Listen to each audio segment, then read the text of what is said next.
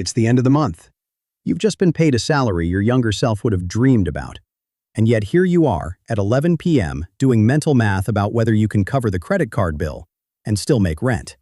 You have a good job, a degree, maybe even a title with the word senior in it. And somehow, your bank account looks almost exactly like it did when you were earning half this much. Most people assume this is a discipline problem. Bad budgeting, too many subscriptions, maybe just lifestyle creep. But behavioral economics and clinical psychology tell a completely different story.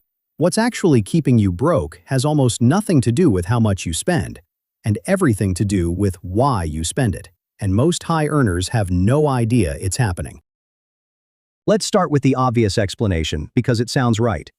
You earn more, you spend more. Simple math. But here's the problem.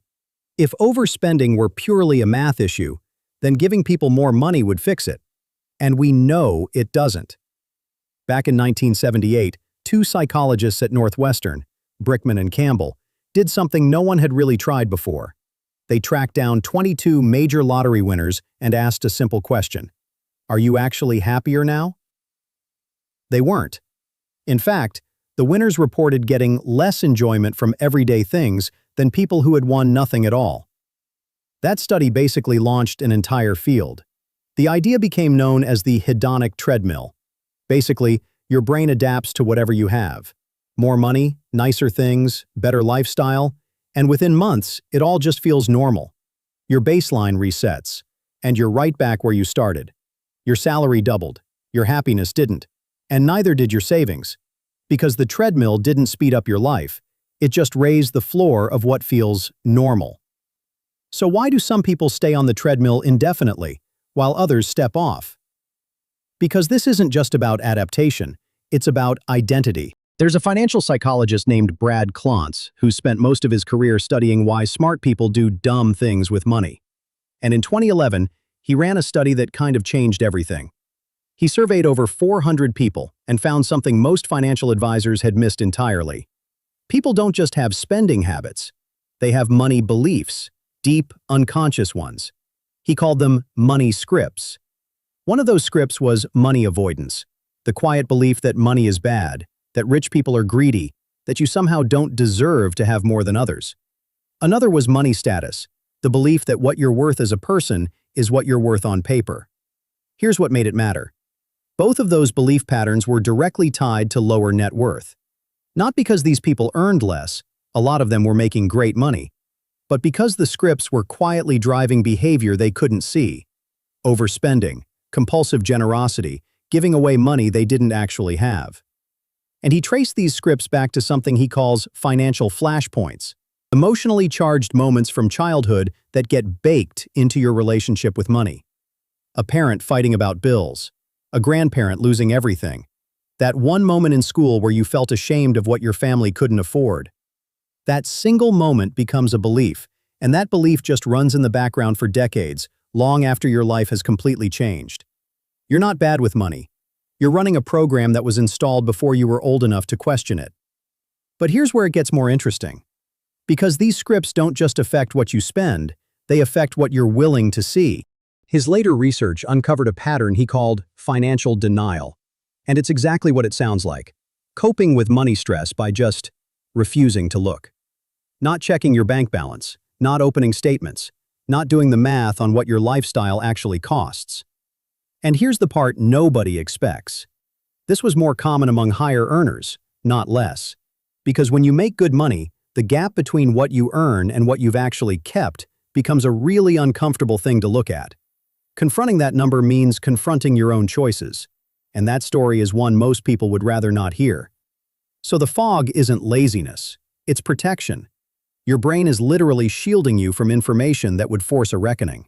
Same reason people avoid going to the doctor when something feels off. They don't want the diagnosis. Your bank account is the test, and you've been avoiding the results for years. Now here's a question almost nobody thinks to ask.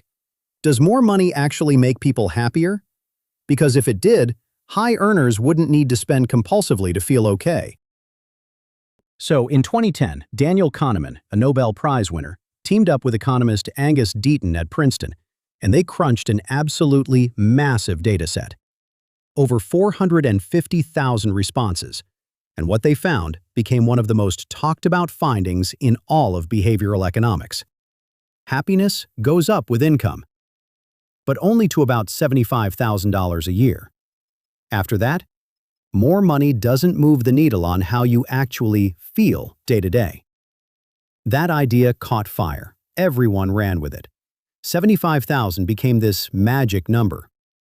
But about a decade later, a researcher at Penn named Matthew Killingsworth pushed back.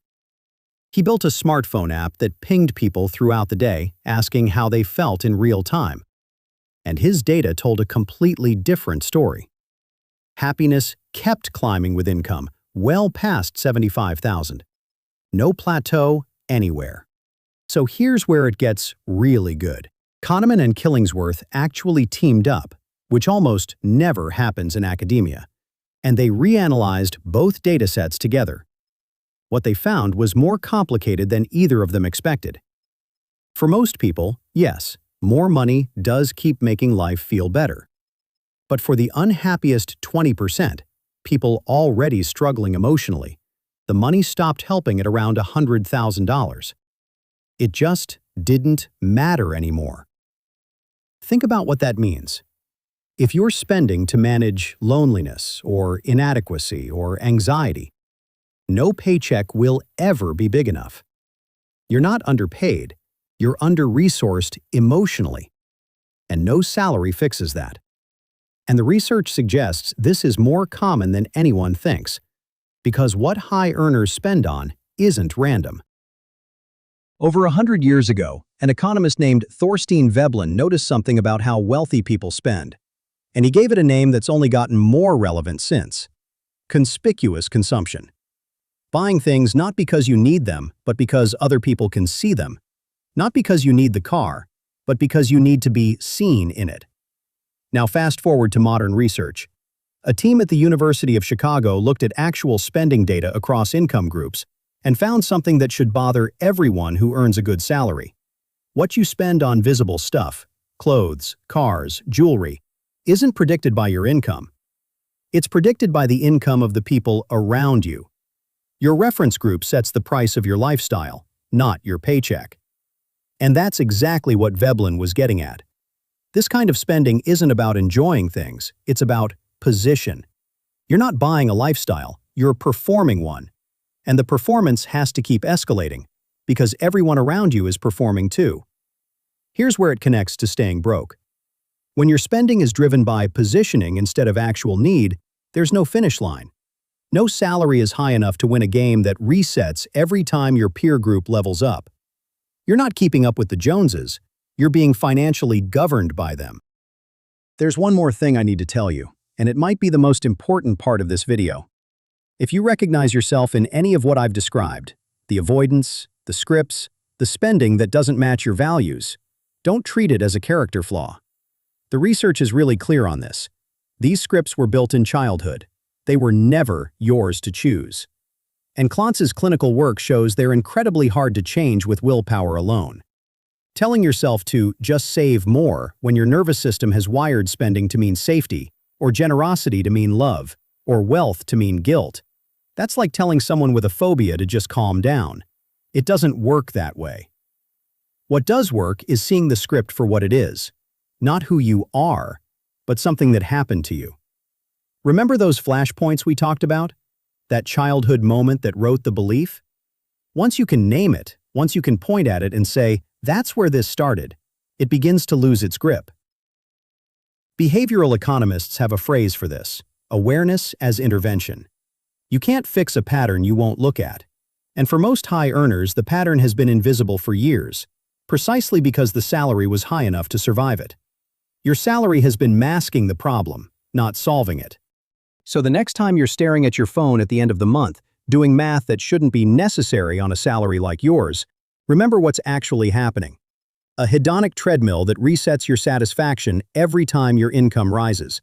Money scripts written in childhood, running silently underneath every purchase. A fog of financial avoidance protecting you from the one number that would change everything. And a social signaling system designed so that no amount of income ever feels like enough. That's not a budgeting problem. That's a psychological architecture, built across decades. And none of it was your fault, but all of it is now yours to see. The research is clear. More money doesn't fix this. Seeing it does. If this changed how you think about your own relationship with money, subscribe and leave a comment. I want to know, what's the money script you've been carrying? And if you want to understand why some people build wealth effortlessly, while others can't seem to hold on to it no matter what they earn, that's the next video. And the psychology behind it goes deeper than you'd expect.